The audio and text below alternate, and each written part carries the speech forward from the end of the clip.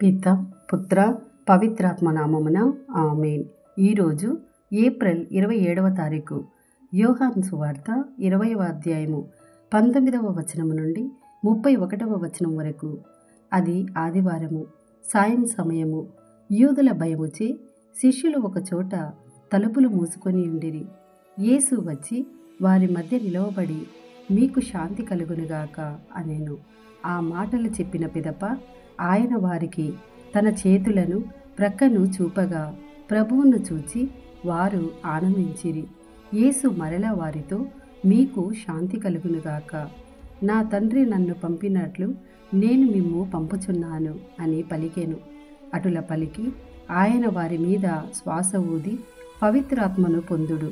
ఎవరి పాపములనైనను మీరు క్షమించిన ఎడల అవి క్షమింపబడును. మీరు ఎవరి పాపములనైనను క్షమింపని ఎడల అవి క్షమింపబడవు అని చెప్పెను. యేసు వచ్చినప్పుడు 12లో ఒకడగు దీదీము అనబడు తోమా శిష్యులతో లేకుండెను. తక్కిన శిష్యులు అతనితో, మేము ప్రభువును చూచితిమి అని చెప్పిరి.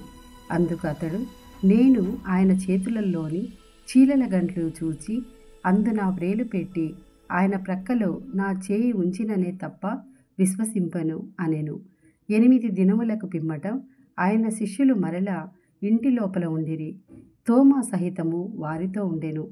మూసిన తలుపులు మూసినట్లుండగానే యేసు వచ్చి వారి మధ్య నిలుచుండి, మీకు శాంతి కలుగునుగాక అనెను.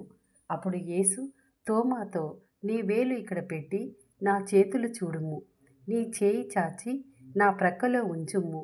అవిశ్వాసివి కాక విశ్వాసివై ఉండుము అని చెప్పెను.